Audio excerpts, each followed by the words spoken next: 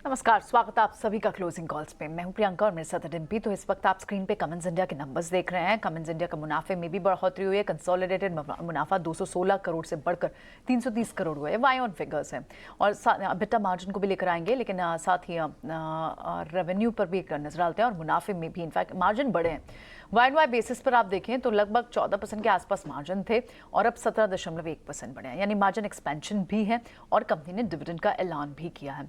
Stock पर react कितना है? अभी फिलहाल सिर्फ आधा % है। ऑलरेडी प्राइस मूवमेंट प्राइस्ड इन कर चुका था स्टॉक मार्केट इस रिजल्ट्स को, और ये लास्ट लेग ऑफ द अच्छे नंबर्स है। इन नंबर्स को और एनालाइज करेंगे क्योंकि इसी इंडस्ट्री में आप देखें तो इसके पीयर्स थर्मिक्स के कैसे नंबर्स आए, एबीबी के कैसे नंबर्स आए, उसके कंपैरिजन में कमेंट्स के नंबर्स जिस तरह की एक्सपेक्टेशन थी उसी लाइन पर आए हैं। लेकिन आज बाजार में दिन भर क्या हुआ? आज हमने देखा कि जो बाजार में जो एक रिकवरी मोड थी वो IT पैक के कारण ऑटो स्पेस से वहाँ से एक रिकवरी अटेम्प्ट हुई। बैंक्स भी वापस आए, लेकिन उसके बाद बहुत देर तक सस्टेन नहीं हो पाए थे। मिड कैप और स्मॉल कैप, कल आपको याद होगा स्मॉल कैप भी 5 महीने के बाद अपने इंट्राडे हाई पर था और आज तो मिड कैप इंडेक्स ने ऑल टाइम हाई ही टच किया। कई सारे स्टॉक्स जो आज भी 52 वीक हाई पर हैं, लेकिन बाजार ने कुछ गेंस तो इरोड किए हैं। जिस इंडेक्स मैनेजमेंट में अडानी स्टॉक्स कंट्रीब्यूट कर रहे थे निफ्टी के लिए, वहां थोड़ी प्रॉफिट बुकिंग है। अडानी स्टॉक्स में आज प्रॉफिट बुकिंग, अदरवाइज उसके अलावा एनर्जी पैक से रिलायंस भी ड्रैगर के साथ लगभग आधे % की ड्रैग आपको रिलायंस से देखने को मिल रही है। और कई सारे स्पेसेस जहां पर मूव थी पोस्ट द नंबर्स, अच्छी गाइडेंस के चलते डीवीज जैसे, वहां पर भी आज लगभग 1% तक की प्रॉफिट बुकिंग देखने को मिल रही है। और बैंक्स में भी आपको यही हाल है। क्या ये वॉलेटिलिटी एक्सपायरी से पहले है? क्योंकि कल सिर्फ वीकली एक्सपायरी नहीं है, ये मंथली एक्सपायरी भी है। डिम्पी, लेवल्स का क्या ध्यान रखना चाहिए? थोड़ा कॉशियस होना चाहिए क्या? 18,300 के ऊपर तो है मार्केट्स, लेकिन 2 दिन से आप देखें तो कहीं ना कहीं एक रेंज में तो है ही। देखिए प्रियंका, एक्सपायरी आपको 2 चीजें करवाती है। या तो आपका रेंज का ब्रेकआउट करा देगी, नहीं तो रेंज को इतनी टाइट कर देगी कि आप बोर हो जाएंगे देखते रह के। आपको ये लगेगा कि हम एक्सपायरी वाले वीक में हैं भी या नहीं है। कुछ फीलिंग इस बार ऐसा हो रहा है कि एक्सपायरी वीक आपको बहुत ही टाइट रेंज में रख रहा है। पहले तो 400 पॉइंट की रेंज एक ब्रॉडर रेंज लगती है, लेकिन अब आप 200 पॉइंट के अंदर सिमट के रह गए। 18,200 जाएगा नहीं, 18,400 आएगा नहीं। ये सुबह सुबह ही हमने आपके सामने बात रख दी थी और आज दिन भर का ट्रेड देख लो, 18,400 आ नहीं रहा, 18,200 जा नहीं रहा। मार्केट के अंदर करता क्या है कि लास्ट में जितने प्रीमियम्स होते हैं उनको ईट करता है, और एक टिपिकली प्रीमियम ईटिंग के कंसेप्ट है मार्केट के अंदर, जो ठीक एक्सपायरी से 24 घंटे पहले आती है। खैर, मैं एक एक करके पॉइंट्स रखता हूं। फेड के मिनट्स आने वाले हैं, आज शाम को आ जाएंगे फेड मिनट्स। उससे पहले बाजार थोड़ा घबराया हुआ भी है और इसलिए 5% का उसने विक्स को बढ़ा रखा है। हालांकि 5% विक्स बढ़ने से 13.5 ही पहुंचे हैं। ये कोई बहुत बड़ी रेंज नहीं है, लेकिन फिर भी अपने आप में एक रेंज है, इसको जरूर ध्यान रखना चाहिए। नैस्डैक में ब्रेकआउट है, डाउ में नहीं है। नैस्डैक IT की बदौलत चला है, जबकि डाउ एनर्जी वाला शेयर्स है वो बिल्कुल नहीं चल रहा, वो तो बल्कि साल की औसत के थोड़ा सा नीचे आया है। तो इसलिए आप US मार्केट से बहुत ज़्यादा ट्रस्ट लेके नहीं कर सकते कि हाँ US हमको सपोर्ट कर देगा, हम ब्रेकआउट कर देंगे। जो करेंगे आप अपने आप से करेंगे, यानी कि अपने FIs फ्लो से करेंगे, अदरवाइज नहीं होगा। आते हैं दूसरा, एक्सपायरी फेड मिनट से पहले जो मैंने आपको जैसे विक्स बताया वो थोड़ा 5% ऊपर आया हुआ है। निफ्टी बैंक और निफ्टी में अगले मंथ के कॉन्ट्रैक्ट्स में क्या हो रहा है, हल्की हल्की फ्रेश शॉर्ट्स हो रहे हैं। मैं ये नहीं कह रहा कि वो बहुत एग्रेसिव है, हाथ बदला होता है, आप सीरीज को छोड़ते हैं अगले सीरीज में जाते हैं, लेकिन उसके अंदर एग्रेशन जो होना चाहिए ना कि मेरे को पाना ही है, वो नहीं हो रहा है। इसलिए मैं आपको रोल ओवर कॉस्ट भी बताता हूं। निफ्टी की रोल ओवर कॉस्ट 83 रुपये है, यानी कि आप ये मंथ छोड़ते हैं अगले महीने का निफ्टी लेंगे तो 83 पॉइंट आपको महंगा मिलेगा। बैंक निफ्टी की रोल ओवर कॉस्ट 100 पॉइंट है। इस महीने का कॉन्ट्रैक्ट छोड़ो, अगले महीने का कॉन्ट्रैक्ट पकड़ोगे, 100 पॉइंट महंगा मिलेगा बैंक निफ्टी। ये कम है, ये जब बुल फेस चलता है 300-300 पॉइंट में चला जाता है, ये कम है 100 पॉइंट। इसलिए बोल रहा हूँ कि बहुत एग्रेशन नहीं दिख रहा कि आप अगली सीरीज के अंदर जब जा रहे हैं तो बहुत दमदार तरीके से जा रहे हैं।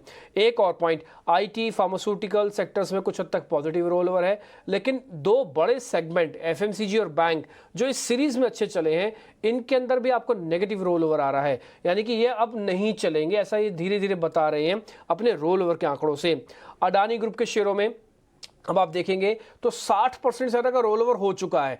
इसका मतलब है कि जिनको पोजीशनें आगे लेके जानी थी वो बड़े में पोजीशंस लेके जा चुके हैं। इसलिए आप आज ठहराव, आप आज थोड़ा सा सुस्ती, थोड़ी प्रॉफिट बुकिंग अडानी ग्रुप के शेयर्स में देख रहे हैं। यही अगर 40% का रोल ओवर होता ना तो आज भी आप एग्रेशन देखते, क्योंकि मेजोरिटी हो चुका है। और मैक्स कितना जाता है? 80%। अडानी ग्रुप में 80% जाता ही नहीं है रोल भी, वो 75% तक जाता है ऑन एन एवरेज रोल। तो अब 60 पे तो आ ही गए हैं, तो इसलिए एग्रेशन नहीं है, कुछ खास दम नहीं है। इसलिए भी आप आज मार्केट को रेंज में देखेंगे।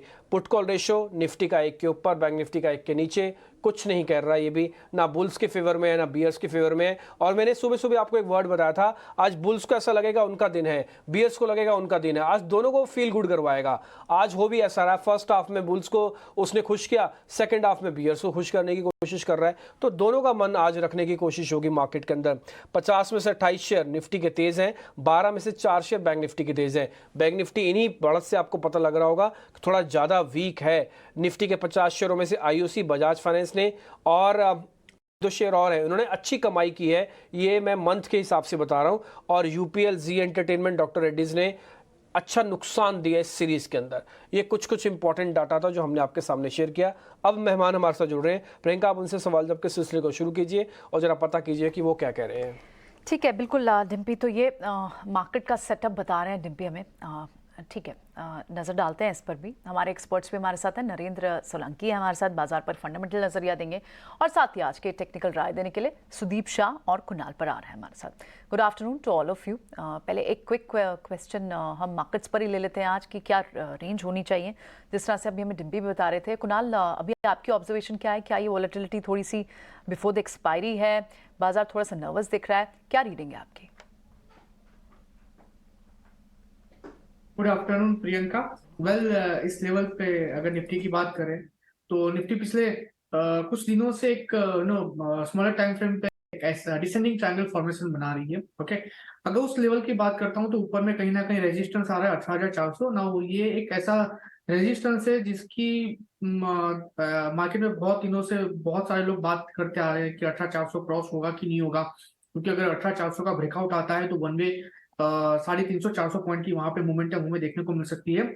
सो फिलहाल जो रेजिस्टेंस आ रहा है 18,400 का है और लोअर लेवल पे जो सपोर्ट आ रहा है वो 18,100 का है। यानी कि एक परफेक्ट स्मॉलर टाइम फ्रेम पे एक डिसेंडिंग ट्रायंगल फॉर्मेशन में निफ्टी फिलहाल ट्रेड कर रही है।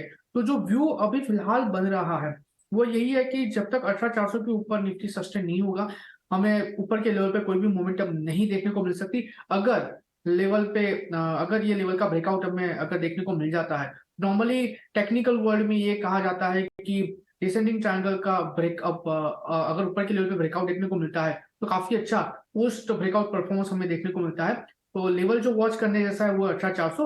और लोअर लेवल पे अगर मैं इंट्राडे के लिहाज से बात करूं तो 18,250 का एक सपोर्ट आ रहा है। तो बहुत ही नैरो रेंज यहाँ पे देखने को मिल रही है 18,250, 18,400। लग रहा है कि इसी रेंज में निफ्टी जो है अपनी एक्सपायरी भी दे सकती है और इसी रेंज में हमें थ्रू आउट मतलब ऐसा लग रहा है कि यही वीक, ये पूरा वीक निफ्टी इसी रेंज में निकाल सकती है। तो इसी रेंज में आप इंडेक्स को देख सकते हैं। सुदीप भी है हमारे साथ। सुदीप, क्विकली आप इस वक्त क्या ट्रेड्स लेंगे? आप अपने ट्रेड्स डायरेक्टली बता सकते हैं हमें। Good afternoon Priyanka ji.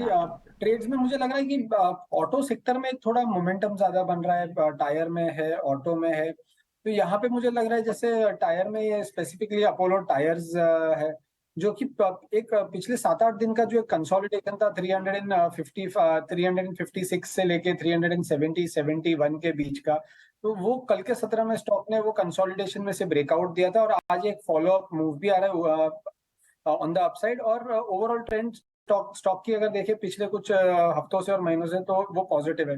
मुझे लग रहा है ये कंटिन्यूएशन मूव आ रहा है ऊपर की तरफ और यहाँ पे ये करंट भाव से लिया जा सकता है 375 के स्टॉप लॉस से 396 और 400 के टारगेट के लिए अपोलो टायर्स। दूसरा पिक होगा टीवीएस मोटर्स। टीवीएस मोटर्स में अगर हम देखें तो पिछले कुछ दिनों से एक कंसोलिडेशन में स्टॉक चला गया था पिछले 10 से 12 सत्रों से 1220 और 1250 के बीच में। तो और आज हम देख रहे हैं कि वो कंसोलिडेशन में से ब्रेकआउट हुआ है वॉल्यूम के साथ। सारे मूविंग एवरेजेस भी सपोर्टिव है, डेली वीकली टाइम फ्रेम पे भी स्टॉक में पिछले कुछ हफ्तों से और दिनों से हम देख रहे हैं higher top higher bottom formation भी बन रहा है। तो मुझे लग रहा है एक आउट परफॉर्मिंग स्टॉक है और यहाँ से भी बाई किया जा सकता है 1245 के स्टॉप लॉस से 1310 के टारगेट के लिए। ओके ठीक है, टीवीएस मोटर आपको पता ही थोड़ा एग्रेसिव शेयर्स है और ये भी वापस से चल रहा है। अपोलो टायर्स आपकी लिस्ट में है। कुल मिला के मैं मान सकता हूँ कि आप ऑटो और ऑटो एंसिलरीज पे थोड़ा ज़्यादा बुलिश हैं। और हम रोल ओवर के जब आंकड़े भी चेक कर रहे थे तो उसमें ऑटोज़ का पॉजिटिव रोल ओवर है। हमने लिए आपके ग्राफिक्स बनवा रखे हैं आपके लिए, वो समय लगेगा तो हमारे प्रोड्यूसर्स बीच बीच में आपको वो दिखाते भी रहेंगे कि कहाँ पे पॉजिटिव, कहाँ पे नेगेटिव, अडानीज ग्रुप में कितना रोल ओवर हो चुका है, निफ्टी इंडेक्स वगैरह पे कितना रोल ओवर है, इस सारी चीज़ें हम आपके सामने रखते चलेंगे। खैर आगे बढ़ते हैं। नरेंद्र सोलंकी जी इस बीच हमारे साथ हैं। नरेंद्र जी बहुत बहुत शुक्रिया, थैंक यू वेरी मच। अभी थोड़ी देर पहले ना हिंडाल्को के नंबर आए हैं। हिंडाल्को का हम एक्सपेक्ट कर रहे थे कि मार्जिन आएगा करीब 10%, लेकिन मार्जिन आए 8.5%, यानी कि 9.25% के आसपास है। कोई बात नहीं, मार्जिन से मिक्स है, थोड़ा हिट है, कम है। उनका रेवेन्यू ठीक आया। एक चीज़ जो उन्होंने अच्छी बोली है कि उन्होंने अपना इंडिया बिजनेस डेट फ्री कर दिया है। और मेरे पास जो जानकारी है, पिछले साल उनका डेट था करीब 41,000 करोड़ का ओवरऑल, हाँ इंडिया भी इंक्लूड है इसके अंदर, उनका हो गया 33,000 करोड़। इसलिए शायद मार्केट ने एक छोटा सा रिएक्शन तो दिया, तो प्लस माइनस दोनों हैं। इसलिए हिंडाल्को पे कल कुछ हो नहीं पाया, आज भी कुछ नहीं हो रहा। और यही सवाल हमने कल टेक्निकल वालों से भी पूछा था कि शेयर चले ना चले लेकिन टूटेगा नहीं। सर एक बार आपका व्यू पोस्ट नंबर हिंडाल्को। जी गुड आफ्टरनून डिम्पी जी। जी रिजल्ट्स देखे हैं उसके। पहले तो मैं डिस्क्लोज करूंगा, हिंडाल्को कवरेज में नहीं है हमारी, लेकिन फिर भी इसमें अगर आप नंबर्स में देखेंगे तो लास्ट क्वार्टर में हमने देखा कि जो नेट डेट का जो हुआ है वो वर्किंग कैपिटल प्राइमरी कंट्रीब्यूटर था उसको लोअर करने में। और दूसरा जो इसका ओवरसीज बिजनेस है वहां पे उसका परफॉर्मेंस रिलेटिवली थोड़ा लोअर है इंडिया के कंपैरिजन में। और अभी जो हमने इस ईयर के स्टार्ट में देखा है एज ए सिक्लिकल मेटल्स है, वो जो ग्लोबल डिमांड कंसर्न्स हैं, जो ग्रोथ कंसर्न्स है, उसको लेके थोड़ा सा अंडर परफॉर्म भी कर रहा है। तो ये ओवरऑल इम्पैक्ट इनके नंबर्स में भी थोड़ा हमको देखने को मिला है।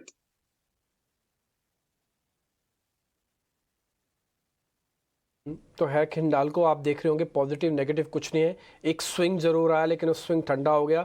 आप प्राइस एक्शन में देख पा रहे हैं। अगर आपको याद होगा तो कल आशीषा जब हमको रेवेन्यूज़ के मार्जिन्स के बारे में बता रही थी, जहाँ पे अभी 8.9 लिखा है ना, यहाँ पे पहले कल 10 पॉइंट समथिंग लिखा हुआ था, अगर आपको याद होगा तो स्लाइटली मिस है। बट हाँ उसकी भरपाई काफ़ी हद तक डेट ने कर दी है, इसलिए debt versus margin slip slightly, तो ये कह सकते हैं कि थोड़ा चेक एंड बैलेंस हो गया अपने आप में।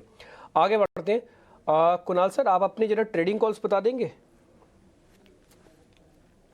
यस टिम्पी जी, ट्रेडिंग कॉल की बात करें तो दो स्टॉक है, आरटी इंडस्ट्रीज और सिप्ला। पहले सिप्ला की बात कर रहे थे, 515.80 पे स्टॉक ट्रेड कर रहा है। अगर सॉरी आरटी इंडस्ट्रीज की बात कर रहे थे, आरटी इंडस्ट्रीज अभी जिस हिसाब से जिस लेवल पे ट्रेड कर रहा है 515.80 के लेवल पे ट्रेड। रिसेंट डेज में हमें एक गिरावट देखने को मिली थी, वो गिरावट उसका जो प्रीवियस बॉटम था उसी बॉटम पे आके रुकी और वहां से हमें फिलहाल एक बाउंस पीक भी देखने को मिल रहा है। तो आरटी इंडस्ट्रीज में लग रहा है कि काफी अच्छा उछाल हमें आने वाले दिनों में देखने को मिल सकता है। तो प्रेजेंट लेवल से खरीदारी करके चलना चाहिए आरटी इंडस्ट्रीज। लोअर लेवल पे जो एसएल आएगा वो 500 का आएगा, 500 का आएगा। और टारगेट की बात करते हैं तो 530 का पहला टारगेट है जो हमें स्टॉक दिखा सकता है, और अगर वो ब्रेक होता है तो 550 तक की भी टारगेट हमें आरटी इंडस्ट्रीज दिखाने में सक्षम है। तो आरटी इंडस्ट्रीज 500 के एसएल से बाय कीजिए। नाउ दूसरा जो कॉल है वो फार्मा सेक्टर से है, सिप्ला नाम है। जिस हिसाब से स्टॉक ट्रेड कर रहा है, ओके, एक 24 एसएमए के ऊपर, और जिस हिसाब से स्टॉक अभी जो चेंज हुआ है, मुझे लग रहा है कि आने वाले दिनों में काफी अच्छी मोमेंटम हमें सिप्ला में देखने को मिल सकती है। तो सिप्ला अभी 936 935 के अराउंड ट्रेड कर रहा है। बाय करके चलने की रणनीति रखनी चाहिए विद एक्सेल ऑफ 910। टारगेट की बात करें तो पहला टारगेट 956 का, एंड जैसे वो ब्रेक होता है 988 तक के भी टारगेट हमें सिप्ला में देखने को मिल सकते हैं। तो आरटी इंडस्ट्रीज और सिप्ला दोनों यहाँ से खरीदारी करने की रणनीति बन रही है। ओके ऑलराइट, ठीक है। तो ये आपके ट्रेडिंग पिक्स हैं। दोनों एक्सपर्ट्स ने हमारे बाय रिकमेंडेशन दिए। स्पेसेस अलग अलग ज़रूर हैं। ऑटो पे सुदीप बुलिश है और कुणाल ने थोड़ा सा फार्मा स्पेस, डिफेंसिव स्पेसेस पे ज़्यादा टिल्ट किया है। आरती इंडस्ट्री उनका स्पेशलिटी केमिकल से एक कॉल और दूसरा सिप्ला से है, ठीक है। लेकिन इस बीच हमारे साथ एनएमडीसी, क्योंकि नंबर्स आए थे यहाँ, एनएमडीसी की मैनेजमेंट बनी हुई है नंबर्स पर अपना रिएक्शन देने के लिए। आइए उनसे बात करते हैं। हमारे साथ कंपनी के chairman and MD mister Amitabh Mukherjee हैं। मिस्टर मुखर्जी, बहुत बहुत स्वागत है आपका। पहले तो आपके नंबर्स पे जो हम जो नंबर्स को रीड कर रहे हैं उसमें कहीं ना कहीं आपके वाई ऑन वाई बेसिस पे तो पैट में इजाफा देखने को मिला है। इनफैक्ट आपके हाईएस्ट क्वार्टरली सेल्स वॉल्यूम भी है ये। हालांकि ये जो पैट में कहीं ना कहीं आपकी एक एक्सेप्शनल इनकम रिफ्लेक्ट हो रही है 1230 करोड़ की, और इन नंबर्स पर एक बड़ा आउटलुक आपसे समझने की कोशिश करते हैं। और मेजरली Q4 प्राइसेस आपके मोर और लेस स्टेबल रहे हैं। आप अभी फिलहाल क्या ट्रेंड हमें रिफ्लेक्ट कर सकते हैं आगे फर्दर पूरे फाइनेंशियल ईयर के लिए भी?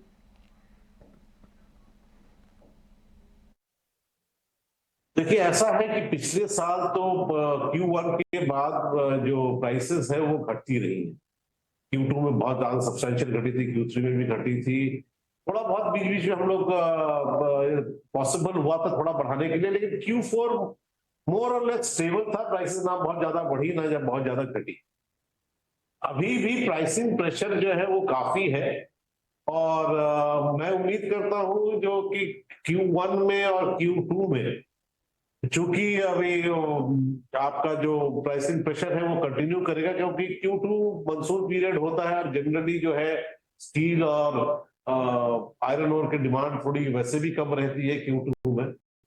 तो मैं जो हमारी जो आउटलुक है उसमें तो ये लगता है कि Q1 में तो अभी हम लोग ऑलरेडी प्राइसिंग प्रेशर काफी फेस कर रहे हैं, और उम्मीद करते हैं कि ये शायद अगले क्वार्टर तक चले। Q3 में मैं उम्मीद करूंगा कि जब फिर से एक बार कंस्ट्रक्शन और स्टील कंजम्पशन वगैरह बढ़ जाएगी, तब मैं उम्मीद करता हूं कि फिर से एक प्राइसिंग थोड़ी, एक हमें हेडविंड, थोड़ी सी हेड स्पेस मिलेगी कि और थोड़ा सी प्राइसिंग की तरफ हम लोग कुछ और बेनिफिट ले सके उसकी।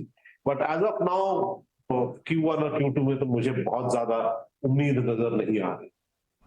ओके, तो आपने आगे के लिए भी हमें 2 क्वार्टर्स के लिए बताया कि थोड़ा सा सटल हो सकते हैं परफॉर्मेंस, लेकिन आपके दूसरे फैक्टर्स को भी समझना चाहेंगे, क्योंकि चाइना का अब लॉकडाउन खुल चुका है और आपके लिए कंपटीशन होगा एट द सेम टाइम। तो ऐसे में आप FY24 के लिए इस कंपटीशन को कैसे प्रिपेयर कर रहे हैं, देख रहे हैं इस पूरे कंपटीशन सिनेरियो को? देखिए, ऐसा है कि इंडिया की जो मार्केट है वो जनरली क्या है कि इंटरनेशनल मार्केट से इंसुलेटेड है, क्योंकि हम लोग बहुत ज्यादा एक्सपोर्ट भी नहीं करते, और करते भी है तो बहुत low grade iron ore export करते हैं, और जब इंटरनेशनल प्राइसेस बहुत हाई है। इंपोर्ट भी बहुत ज्यादा नहीं होता, क्योंकि हमारी जो प्राइस होती है वो इंटरनेशनल प्राइसेस से काफी अराउंड 30 से 40% के काफी कम रहती है। तो आप पिछले 2-3 साल में देखेंगे कि इंपोर्ट भी बहुत कम हुई है। तो इंडिया जो है वो अपने आप में आइसोलेटेड एक मार्केट है, जहाँ जो प्रोडक्शन करती है उसकी काफी कंजम्पशन ऑलमोस्ट पूरा हो जाती है उसमें। लेकिन प्रॉब्लम जब तब होती है जब इंटरनेशनल मार्केट की प्राइसेस जो है वो बहुत ज्यादा गिर जाती है। आप जैसे जानते हैं कि हमारा जो इंपोर्ट ड्यूटी है आयरन ओर का वो सिर्फ 2.5%। तो जो अगर इंटरनेशनल मार्केट से प्राइसेस बहुत गिर गए, और वो अभी काफी गिर चुकी है, आगे तक वो $120 थी, 62% एफई की जो प्लाट इंडेक्स थी, अभी वो करीबन $100 के आसपास है। वो ऑलरेडी काफी गिर चुकी है, वो सब हम लोग अपने प्राइसिंग में फैक्टर कर चुके थे। इससे अगर ज्यादा गिर जाएगी तब फिर से एक बार प्राइसिंग पर प्रेशर जरूर आएगा। लेकिन मैं उम्मीद करता हूं कि चूंकि इंटरनेशनल मार्केट में बहुत ज्यादा आयरन ओर की प्रोडक्शन भी बढ़ी नहीं है, तो उम्मीद करते हैं कि बहुत ज्यादा प्राइसेस वो 2018 जैसा $65 या $70 तक शायद नहीं उतरेगी। तो ये $100 के आसपास हो सकता है कि स्टेबल रहे। और आप जानते हैं जैसे कि चाइना जो है पिछले 3 या 4 साल में अपना प्रोडक्शन बहुत ज्यादा बढ़ाई नहीं है। दे हैव अ पॉलिसी कि वो स्टेबल प्रोडक्शन रखे, और चूंकि आयरन ओर का अवेलेबिलिटी भी मोर और लेस स्टेबल है, बहुत ज्यादा कोई नया माइन इंटरनेशनल में नहीं आ गया है। तो मैं समझता हूं कि इससे बहुत ज्यादा शायद इंटरनेशनल प्राइस पे कमी ना हो, और कम से कम $70 के पास तो शायद नहीं पहुंचेगी, जो कि 2018 या 19 में एक बार वो चलाएगा। मिस्टर मुखर्जी, एक चीज़ आपसे और पता करनी है, इनपुट कॉस्ट अगर बढ़ती है तो मार्जिन्स पे कितना इम्पैक्ट आएगा? कोई गाइडेंस दे पाएंगे FY24 के लिए आप?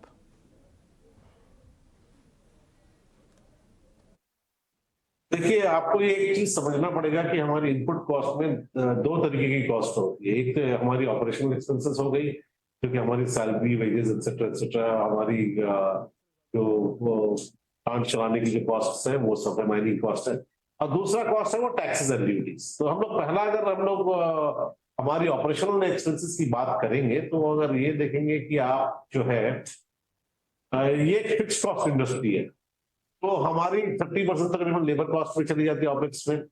लेकिन क्या है कि इसका कंपनसेशन जो है वो तो बढ़ रही है, लेकिन जो हम अगर प्रोडक्शन ज्यादा कर लेंगे इसकी इफेक्ट कुछ नहीं आएगी। प्रॉब्लम होती है हमारी जो टैक्सेस एंड ड्यूटीज है वो करीबन हमारी ऑपेक्स की दुगना है।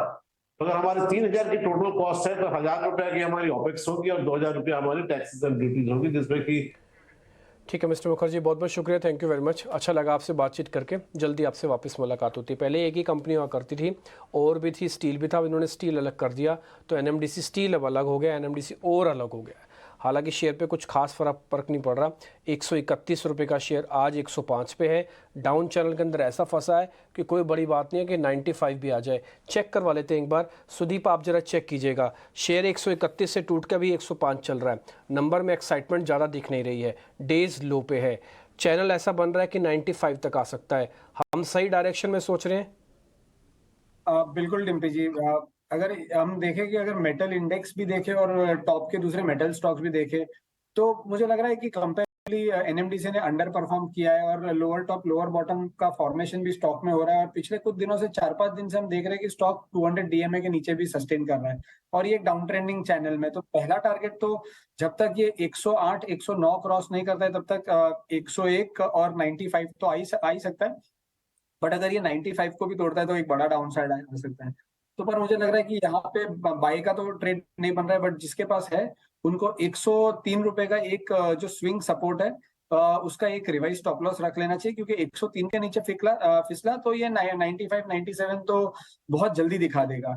तो 103 एक रिवाइज स्टॉप लॉस करके जिनका भी है उनके नीचे एग्जिट कर देना चाहिए। ठीक है, ऑल राइट, आप इसे एग्जिट करना चाहेंगे, सजेस्ट करेंगे एनएमडीसी पर। लेकिन आज सीआई के इवेंट पर आरबीआई गवर्नर ने कुछ इंपॉर्टेंट बातें कही।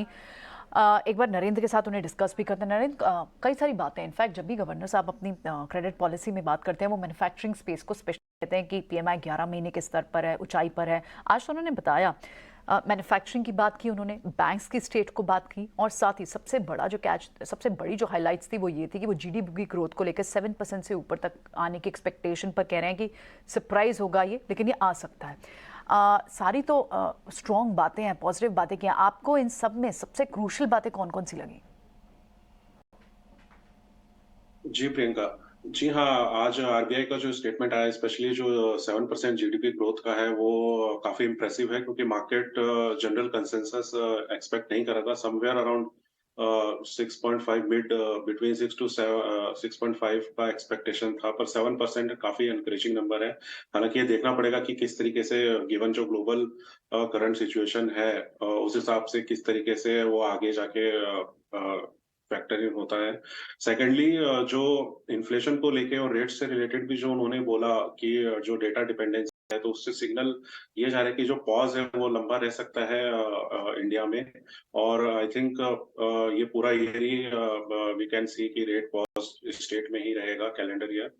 और ग्रोथ जहां तक डोमेस्टिक की बात है, तो डेफिनेटली अगर आप पीएमआई डेटा जो लेटेस्ट रिलीज है वो ऑल टाइम हाई पे काफी अच्छा है। प्लस जो कंपनीज के रिजल्ट्स हैं, स्पेशली जो डोमेस्टिक ओरिएंटेड कंपनीज में, उनके भी जो मोमेंटम है वो बरकरार है और रिजल्ट्स भी काफी इंप्रूव हो रहा है। और अब तो because of decline in various different cost, so margin front पे भी धीरे धीरे इंप्रूवमेंट दिख रहा है। इवन इस वाले क्वार्टरली रिजल्ट्स में हमको मिड कैप कंपनीज जो है वहां पे ज्यादा बेटर परफॉर्मेंस और जो बीट्स हैं वो देखने को मिली है बजाय उनके लार्जर काउंटर पार्ट्स के। सो एक ब्रॉडर जो मार्केट है वहां पे काफी इंप्रूवमेंट दिख रहा है, स्पेशली मार्जिन फ्रंट्स पे। सो नो डाउट हो सकता है अचीव, और जो नेक्स्ट डेटा प्रिंट्स आएंगे वो काफी क्रूशियल रहेंगे इसको देखने। आपने सही बोला, पीएमआई की बात की जाए वो आप ऑल टाइम हाई पे बात कर रहे हैं और तमाम सारी इंपॉर्टेंट बातें हुई हैं। इनफैक्ट एक इंटरेस्टिंग खबर आपके लिए ईसीएल नॉर्म्स को लेकर भी आपसे कुछ देर में लेकर आएंगे। लेकिन डिक्सन टेक के नंबर्स ने स्ट्रीट को सरप्राइज भी किया। कॉल कॉन्फ्रेंस के कुछ टेक अवेज हमें विनी समझा रही हैं डिक्सन टेक के। आइए एक बार उनसे समझते हैं। विनी, बताएं क्या है आपके पास रिसर्च? तो एब्सोल्युटली डिक्सन टेक के नंबर्स एक स्ट्रॉन्ग सेट ऑफ नंबर्स थे। उसके बाद मैनेजमेंट की जो कमेंट्री आई वो भी काफ़ी बुलिश कमेंट्री, आगे जाते हुए FY24 की कमेंट्री, काफ़ी स्ट्रॉन्ग कमेंट्री वहाँ पे भी दिख रही है। तो पहले तो कंपनी ने हाईलाइट किया कि वो ऑब्वियसली वो स्ट्रॉन्ग रेवेन्यू ग्रोथ एक्सपेक्ट करे है, specially on account of overall demand trend जो इंप्रूव हो रहा है, और कंपनीज की नए कस्टमर्स की जो एक्विजिशन है, एडिशंस है, वो भी काफ़ी स्ट्रॉन्ग है, स्पेशली मोबाइल बिजनेस में। मोबाइल बिजनेस में उनके 2 मेजर कस्टमर्स नए ऐड हुए हैं, तो वहाँ से वो जो रेवेन्यू एक्सपेक्ट करे ये 2 कस्टमर्स से, जो मोबाइल और EMS डिवीजन है, वहाँ से अराउंड 4,000 to 5,000 करोड़ की रेवेन्यू जनरेट होगी सिर्फ FY24 में, और ये ऑपरेशन स्टार्ट हो जाएंगे नेक्स्ट 5 से 6 महीने में। तो ऑब्वियसली यहाँ पे स्ट्रॉन्ग रेवेन्यू ग्रोथ तो होगी। उसके बाद जो मेन ग्रोथ ड्राइव होगा कंपनी के लिए वो है मोबाइल फ़ोन का डिवीजन। उसके अलावा कंज्यूमर इलेक्ट्रॉनिक बिजनेस कंपनी की वहाँ पे भी काफ़ी नए प्रोडक्ट्स कंपनी ने लाए हुए हैं जहाँ पे वो अच्छे ऑर्डर्स ऑलरेडी रिसीव कर रहे हैं। लाइटिंग बिजनेस में भी अग्रेसिव ग्रोथ एक्सपेक्टेड है। उनको एक्सपोर्ट्स की जो जानकारी, इंक्वायरी चल रही है जर्मनी, वहाँ से भी उनका एक फर्स्ट एक्सपोर्ट ऑर्डर मिल गया है जर्मनी से, और ये एक्चुअली स्टार्ट हो जाएगा और इंक्लूड हो जाएगा Q2 FY24 से। तो FY24 में इसकी भी बेनिफिट दिखेगी, और उनके से काफ़ी सारी इंक्वायरी आ रही है US और UK में भी ये डिवीजन के लिए। ऑल इन ऑल काफ़ी स्ट्रॉन्ग कमेंट्री आ रही है। लैपटॉप्स में भी भूलिए मत कि जो हार्डवेयर, IT हार्डवेयर था, वहाँ पे भी PLI स्कीम अभी आई थी, रिविजन आई थी वहाँ पे, तो ये भी एक बेनिफिशियरी बन जाएगा डिक्सन टेक के लिए और पॉजिटिव बन जाएगा डिक्सन टेक के लिए आगे जाते हुए। काफ़ी स्ट्रॉन्ग कमेंट्री आ रही है मैनेजमेंट से।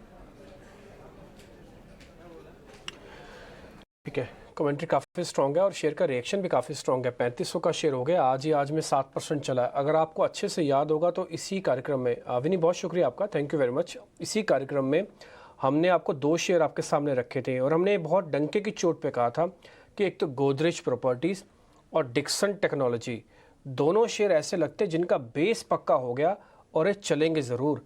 इन्वेस्टर्स को इन दोनों शेयर्स में रहना चाहिए। अगर आपको नहीं याद हो रहा तो आप हमारा YouTube चैनल कल का भी जाके चेक कर लीजिए, परसों का भी जाके चेक कर लीजिए। मैं तो रोज़ ही बोल रहा हूँ दोनों शेयर्स। डिक्सन टेक्नोलॉजी पे एक बार आपका व्यू चाहिए हमको सुदीप। आपको ऐसा लग रहा है कि एक नंबर्स की वेट थी, बेस कंफर्म था, अच्छा पुल बैक आ गया, अब उन लोगों को बाहर आ जाना चाहिए जो स्विंग ट्रेडर्स हैं, जो किसी मतलब से इस शेयर में आए थे, उनको बाहर आ जाना चाहिए या फिर बने रहें?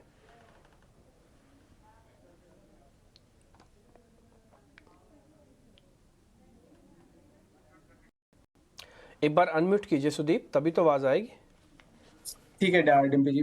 डिम्पी जी, ये स्टॉक एक बहुत बड़े डाउन ट्रेंड में था। 6000 से तकरीबन ये 2500 2700 तक आया था। पिछले 2-3 महीने में हम देख रहे थे कि स्टॉक कंसोलिडेट कर रहा था 2800-2900 के बीच में, और अगर इतना बड़ा ये मूव जो आया है 2800-2900 से 3600 तक का, तो मुझे लग रहा है एक बार के लिए तो जो शॉर्ट टर्म ट्रेडर है उनको तो एक बार बुक कर लेना चाहिए प्रॉफिट। जो मीडियम टर्म इन्वेस्टर है वो होल्ड भी कर सकते हैं, क्योंकि ये अगर थोड़ी लंबी अवधि के लिए कोई अगर ये स्टॉक को होल्ड करे तो मुझे लग रहा है 3780 3850 तक के लेवल्स आ सकते हैं। क्योंकि अगर इसी सेक्टर में हम दूसरा स्टॉक जो सिरमा देखे, वहां पे भी हमने देखा है कि पिछले कुछ दिनों में एक अच्छी सी चाल आई है। तो ये सिर्फ एक स्टॉक है, इसके रिजल्ट के साथ साथ ये दूसरे मतलब ये कंप्लीट ये सेक्टर में एक मुझे लग रहा है मोमेंटम आ रहा है। इसके पहले अंबर के भी रिजल्ट्स अच्छे आए थे, तो ये थोड़ा टर्न अराउंड हो रहा है सेक्टर, बट थोड़ा पेशेंस मुझे लग रहा है कि इसमें थोड़ी पेशेंस की जरूरत होगी। But extreme short term traders उनको बुक कर लेना चाहिए। इतनी जल्दी इतना जो एक मोमेंटम मिला है वो एक बार कैश इन कर लेना चाहिए। हफ्ते भर के हिसाब से भी देखेंगे तब भी इसमें काफ़ी अच्छा रिटर्न है। इंट्राडे ही रिटर्न सिर्फ 7% का है और आज आप देखें पूर्ण मौके मिले, कोई बड़े गैप के साथ नहीं खुला था, आराम से शेयर चला और बकायदा डेज हाई पे। जबकि मार्केट अगर आप चेक करेंगे तो जस्ट इसके उल्टा चला, बाजार खुला ऊपर था, मतलब फ्लैट टू पॉजिटिव हो गया बाद में, उसके बाद फिर वो नीचे आया। खैर आगे बढ़ते हैं। इस बीच पूजा त्रिपाठी हमारे साथ जुड़ रहे हैं जो डिक्सन माफ़ कीजिए दीपक नाइट्रेट के बारे में हमको बताएंगे कि आज जो 5000 करोड़ रुपए का कैपेक्स की घोषणा हुई है इसके क्या मायने हैं। और उसके बाद शरद भी मेरे साथ जुड़ रहे हैं जो आपको एक्चुअली में जो डीलर बस चल रहा है ना, मेरे को लगता है वो शायद इसी शेयर के आसपास है। तो शरद अगर जुड़ गया तो शरद को भी दिखा सकते हैं विंडो पे, और मेरे साथ आप पूजा त्रिपाठी भी है। शरद एक काम करें, पहले आपसे शुरू करें, आपके पास खबर क्या है डीलिंग बज में? क्या दीपक नाइट्रेट के रिगार्डिंग है और क्या बातचीत हो रही है, जरा ये भी बताइए। जी बिल्कुल डिम्पी, तो सबसे पहले जो है ओरिएंट सीमेंट फोकस में रहेगा और यहाँ पे जो है हमें डीलर से पता चल रहा है कि म्यूचुअल फंड हाउसेज ने जो है बिकवाली कर रहे हैं स्टॉक की। यहाँ पे लगातार 3 से 4 सेशन में जो ये सेलिंग देखने मिल रही है। म्यूचुअल फंड्स का लगभग आप कह सकते हैं 1.5 करोड़ शेयर्स का होल्डिंग है। इसको तब्दील करें तो 7.2% स्टेक आती है कंपनी में। लेकिन कौन से 3 बड़े म्यूचुअल फंड हाउसेज है जो फोकस में रहेंगे, वो है ICICI Pru mutual fund, ABSL mutual fund और तीसरा है निपॉन इंडिया एसेट मैनेजमेंट। और हमने जो है सीमेंट डीलर से भी चेक की है, एक टाइप से ग्राउंड लेवल चेक लिया, जहाँ पे वो कह रहे हैं कि ज़्यादा डिमांड जो है आपको वेस्टर्न इंडियन मार्केट्स में मिल रही है सदर्न मार्केट से कंपेयर करने के बाद। और इसके अलावा देवपुर जो उनके तेलंगाना प्लांट की एक्सपेंशन प्लान है, वहाँ पे थोड़ी सी डिले ज़रूर देखने मिल सकती है। और जो है जून के महीने में जो प्राइसेस आने वाली है, एक्सपेक्टेशंस है बाज़ार का कि प्राइस की रोल बैक देखने मिल सकती है प्राइस हाइक के कारण। अब याद रखिए जून महीने में जो है डिमांड इंफ्रा की जो पिकअप होती है मानसून के कारण थोड़ी कम हो रही है, तो इसमें जो है प्राइस हाई की रोल बैक देखने मिल सकती है। लेकिन ओवरऑल जो है थोड़ी सी वीक सेटअप आउटलुक देखने मिल रही है, क्योंकि कंपनी अगले 2 से 3 साल में कैपेक्स करने वाली है। उसके कारण क्या होगा, ऑफकोर्स ROE नंबर्स पे इम्पैक्ट पड़ने वाला है। और 1050 करोड़ का कैपेक्स का आउटले भी रखा गया है FY24 के लिए। और जो ROC नंबर्स है वो 30 से 40% गिर सकते हैं। पहले जो थे 12-13% के रेंज में थे, और अगले 2 साल में बाजार का अनुमान है कि 6 से लेकर 8% तक का ROE रहने वाला है, ROC जो है। और Q1 FY24 के बारे में बात करें तो इस क्वार्टर में भी थोड़ी इम्पैक्ट पड़ेगी, क्योंकि शटडाउन कर रहे हैं बहुत सारे प्लांट्स, तो उसके कारण थोड़े वीक सेटअप नंबर्स भी आ सकते हैं। तो ओवरऑल जो ओरिएंट सीमेंट का ये ओवरऑल आउटलुक हम आपके लिए पेश किए हैं। Right, interesting. कई सारे म्यूचुअल फंड्स बेच रहे हैं इसमें, और म्यूचुअल फंड्स का लगभग 7% तक का हिस्सा है। तो वीक नंबर्स के सेट पे और कुछ और दूसरे ट्रिगर्स, प्राइसिंग के ट्रिगर्स को लेकर higher demand scenarios western market से आ रहे हैं और सदन से नहीं, ये एक ट्रिगर रहेगा कंपनी के लिए। शुक्रिया शरद ये सारी जानकारी देने के लिए। लेकिन पूजा, अब हम तक दीपक नाइट्रेट के कैपेक्स प्लान्स को से जुड़ी हुई कुछ रिसर्च लेकर आई हैं। आइए एक बार पहले समझ लेते हैं पूजा से, क्योंकि पूजा ये दीपक नाइट्रेट का एक बड़ा इन्वेस्टमेंट होगा गुजरात में, इसकी क्या और डिटेल्स लेके आई हैं आप हमारे लिए? जी, दीपक नाइट्राइट ने के इस बड़े निवेश की घोषणा के बाद हम देख रहे हैं स्टॉक में एक शानदार तेजी देखने को मिल रही है। यहाँ पर गुजरात सरकार के साथ 5000 करोड़ का करार किया है कंपनी ने, और अगले 4 साल के लिए ये करार किया गया है, जिसमें कि कंपनी 5000 करोड़ का निवेश करेगी। अब इसमें स्पेशलिटी केमिकल, फिनॉल, एसीटोन का प्लांट कंपनी लगाएगी, और इसका जो इस्तेमाल है ये काफ़ी सारे इंडस्ट्री जो में जो एक्सपोजर हैं वो दीपक नाइट्राइट के लिए खुलेंगे, जिसमें कि इनका जो इस्तेमाल है वो फार्मा कंपनी करती है, एग्रोकेमिकल में भी ये जो केमिकल कंपनी बनाएगी उसमें भी उसका इस्तेमाल होता है। तो काफ़ी सारे सेक्टर अब इसके बाद खुलेंगे कंपनी के लिए। ये जो प्लांट है ये दाहेज और नंदेसरी में इसका मैन्युफैक्चरिंग प्लांट होगा, और ये जो करार हुआ है ये कंपनी ने अपनी सब्सिडरी के जरिए किया है। अब इसके बाद मैनेजमेंट का भी बयान आया, उनका कहना है कि करीब 1500 लोगों को रोजगार मिलेगा, और भारत का जो इम्पोर्ट बिल है उसमें भी कमी आएगी। इस तरह के बयान आ रहे हैं दीपक नाइट्राइट की तरफ से। अब हम आपको थोड़ी इसके कैटेगरी बता देते हैं और कहां पर इंडस्ट्री एक्सपोजर और अपॉर्चुनिटी एवेन्यूज खुलते हुए नजर आएंगे कंपनी के लिए। यहाँ पर स्पेशलिटी केमिकल भी बनाएगी, जिसका कि इस्तेमाल एग्रोकेमिकल और फार्मा इंडस्ट्री करती है। फिनॉल और एसीटोन का अगर बात करें तो प्लाईवुड, फार्मा पेंट जैसी कंपनियां इसका इस्तेमाल करती हैं। बाइसफिनॉल, इसमें ये जो एडेसिव वाली कंपनियां हैं, एपॉक्सी सेक्टर है, ये यहाँ पर इसका इस्तेमाल होता है। और पॉलीकार्बोनेट, इसका जो इस्तेमाल होता है ये ऑटो और इलेक्ट्रिकल गुड्स जैसी कंपनियां इन केमिकल्स का इस्तेमाल करती है। तो हम देख सकते हैं कि काफ़ी सारे एवेन्यूज, काफ़ी सारे सेक्टर्स यहाँ पर ओपन होते हुए दिखाई देंगे कंपनी के लिए। एक बड़े निवेश की योजना, और जैसे ही अनाउंसमेंट आया हम स्टॉक में एक अच्छी खासी तेजी देख रहे हैं। हम देख रहे हैं। शुक्रिया पूजा। इनफैक्ट कुछ समय पहले जब आरती इंडस्ट्रीज ने भी अपने कैपेक्स की अनाउंसमेंट की थी, तभी हम ये बात करते कि स्पेशलिटी केमिकल्स स्टॉक्स में कैपेक्स की एक राउंड ऑफ न्यूज़ शुरू होगी, और उसके बाद आप इन स्टॉक्स में मूवमेंट भी देखेंगे। तो अब आज दीपक नाइट्रेट की न्यूज़ आई है। ठीक है, शुक्रिया पूजा इस जानकारी के लिए। तो कई सारे एवेन्यूज़ खुलेंगे दीपक नाइट्रेट के स्टॉक पे। आज रिएक्शन तो है, लेकिन इसे कितना फॉलोअप के तौर पे भी देखना चाहिए। सुदीप, 10% आज किसी को अगर मिल रहा हो तो एक बार क्या एग्जिट कर ले, या आपको लगता है कि अभी तो ये अप ट्रेंड में है और कंटिन्यू करें होल्ड करना? नहीं प्रियंका, मुझे नहीं लगता है कि ये स्टॉक में एग्जिट करना चाहिए, बिकॉज अगर हम देखें तो 14 नवंबर के बाद ये स्टॉक ने सबसे हाईएस्ट वॉल्यूम है, ये वॉल्यूम भी 3-4 गुना, एवरेज वॉल्यूम से कम 6 गुना वॉल्यूम है, सॉरी। तो और स्टॉक ने बहुत बड़े कंसोलिडेशन के बाद राउंडिंग बॉटम फॉर्मेशन बनाया है। अराउंड 4-5 महीने का कंसोलिडेशन था और ये पैटर्न राउंडिंग बॉटम की बनी थी और आज ये बड़े वॉल्यूम के साथ स्टॉक ने 200 डीएमए क्रॉस करके सस्टेन किया है। तो मुझे लग रहा है यहाँ पे थोड़ा वॉलेटिलिटी रहेगा, 10-20 रुपए ऊपर नीचे, मतलब ये वॉलेटिलिटी रहेगा। बट जब तक 2090 स्टॉक होल्ड करता है तब तक मुझे लग रहा है ऊपरी स्तर पे 2250 और 2300 के लेवल्स आ सकते हैं। ये एक बहुत अच्छा ब्रेकआउट है विद वॉल्यूम्स एंड मुझे लग रहा है यहाँ से एक अच्छा मूव हम ये स्टॉक में देख सकते हैं क्योंकि न्यूज इसकी बहुत ज्यादा पॉजिटिव है। तो मुझे नहीं लगता है एक ही दिन में ये मूव फिजल आउट हो जाएगा। ओके ठीक है, एक ही दिन में फिजल आउट नहीं होने वाला, इसलिए शेयर आपको डेज हाई पे दिख रहा है। ये 5000 करोड़ की बात नहीं है, ये शेयर के टर्न अराउंड होने की बात है। और आज जिस तरह से चला है एक्चुअली में अगर आप देखेंगे ना तो सुदीप इस चीज़ को अच्छे से समझेंगे। 1800 से लेकर 2400 के बीच का एक पूरा एक चैनल है, उसके मिडल पाथ को ये आसपास कर रहा है और ये एक ही कैंडल से पार हुआ है। अगर आप थोड़ा और बड़ा करके दिखा सकते हैं, इसको 6 महीने का करके दिखाएंगे तो आपको साफ दिख जाएगा वो 1800 से 2400 का बैंड। तो वहाँ से ये शेयर अब जो चल रहा है ना वो एक ही दिन में आपको 200 रुपये बढ़ा के लेके आ रहा है। तो ये जल्दी जल्दी अब टूटेगा नहीं, थोड़ा ध्यान रखिएगा, इस शेयर के अंदर थोड़ा मजबूती मिल सकती है। खैर एनी हाउ, थोड़ा हम और आगे बढ़ते हैं। अब कुछ और स्टॉक्स भी हैं हमारे पास जहाँ पे आज मोमेंटम देखने को मिल रहा है, जरा वो चेक करवा लेते हैं। पहले नरेंद्र जी के पास आता हूँ। नरेंद्र सर, ये बाटा को ट्रैक करते हो आप? अगर बाटा को ट्रैक करते हो फिर मैं पूछता हूँ आपसे सवाल एक। नहीं, कवरेज में नहीं है। नहीं करते? अच्छा, फिर एक सवाल और है, कंटेनर कॉर्पोरेशन को करते हो, कॉन्कोर को? जी हाँ। ठीक है, तो अब आप मेरे को कंटेनर कॉर्पोरेशन के बारे में बताइएगा जरा, क्या ये शेयर अभी और चलेगा? इसका स्ट्रांग मूव ऑलरेडी आ चुका है। ये आधी रेलवे आधी लॉजिस्टिक वाली कंपनी है। मैं इसको कुछ ऐसे मानता हूँ कि रेलवे का इम्पैक्ट भी आता है और लॉजिस्टिक का भी इम्पैक्ट आता है।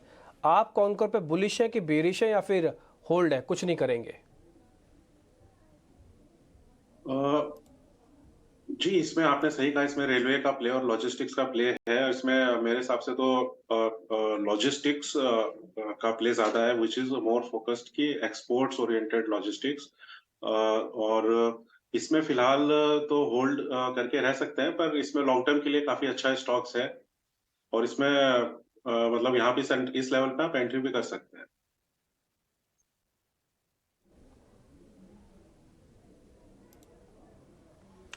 इस लेवल पे एंट्री की जा सकती है। आप ये कह रहे हैं इसको होल्ड कर सकते हैं, ये लॉन्ग टर्म इन्वेस्टर्स के लिए ठीक है। तो मैं एक शॉर्ट टर्म वाला सवाल पूछता हूँ, जो आप ट्रैक नहीं करते, शायद टेक्निकल्स वाले तो अच्छे से बता पाएंगे इसको। कुणाल जी जरा बाटा इंडिया को चेक कीजिए। उस जगह पर आके खड़ा हूँ जहाँ पे इन्वेस्टर्स को ऐसा लगता है कि ये शेयर अभी और चलेगा। एक धड़ा इन्वेस्टर्स का ये कहता है कि नहीं, शेयर चल चुका है, अब ये वापस आ जाएगा। सर, ठीक होने कौन जा रहा है? तेजी वाला ठीक होने जा रहा है भविष्य में या फिर मंदी करने वाला ठीक होने जा रहा है भविष्य में? वेल डिम्पी जी, दोनों सवाल के जवाब थोड़े से मुश्किल है क्योंकि फिलहाल पिछले एक दो हफ्ते से लगातार एक रेंज बाउंड मोमेंटम में स्टॉक ट्रेड कर रहा है। नीचे 1515 है और ऊपर में देखने जाए तो 1585, इसी लेवल के बीच में स्टॉक ट्रेड कर रहा है। और जब तक आइदर साइड ब्रेकआउट नहीं मिलेगा, एक पर्टिकुलर डायरेक्शन हमें पर्टिकुलर ये स्टॉक में देखने को नहीं मिल सकती।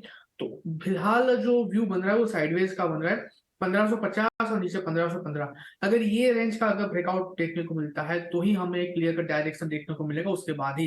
तो फिलहाल जो व्यू बन रहा है वो साइडवेज का ही है। साइडवेज मूव है आपकी, इस पे व्यू बन रहा है। लेकिन एक स्टॉक जिसके नंबर्स अभी आए थे, कमिंस इंडिया, देखें तो जहां जब नंबर्स आए उसके कुछ मिनटों बाद ही स्टॉक में एक शार्प डाउनसाइड मूव भी आई, लगभग 4% क्लिफ से गिरा है जैसे मूव दिख रही है आपको। और उसका रीज़न ये है कि कमिंस इंडिया, क्योंकि capital good space, Cummins, Thermax, इनकी कमेंट्री बहुत इंपॉर्टेंट होती है, एबीबी, लेकिन इस वक्त कमिंस की गाइडेंस फर्दर नहीं मिलेगी FY24 के लिए, जिस पर बाजार का ये एक रिएक्शन भी है। लेकिन अब चलिए बढ़ते हैं आगे, अंकुर से जुड़ते हैं। अंकुर हमें एक खास डिटेल लेकर आए हमारे लिए, और वो न्यूज़ है जिसके बाद बैंक्स नर्वस भी हुए थे। कैनरा बैंक के टाइम आपको याद होगा ECL नॉर्म्स की बात की जा रही थी। अब ECL नॉर्म्स को लागू करने के लिए RBI ने बैंकों को कुछ समय भी दिया है। सारी डिटेल, एक्सक्लूसिव डिटेल एक बार हम अंकुर से समझते हैं।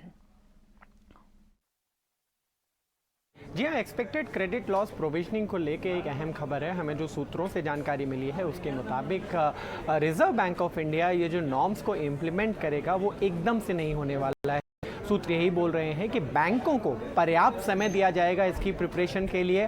आपको हम याद दिला दें कि अभी सिर्फ एक ड्राफ्ट नॉर्म्स रिलीज़ किया गया था रिजर्व बैंक ऑफ इंडिया की तरफ से, जिसके बाद कयास लगाए जा रहे थे कि किस तरीके का इम्पैक्ट ये बैंकिंग सेक्टर पे कर सकता है। बहुत सारी रिसर्च रिपोर्ट्स आई थी जिसमें अंदाज़ा लगाया गया था कि ये 4 से 5% तक लोन बुक पर इम्पैक्ट कर सकता है।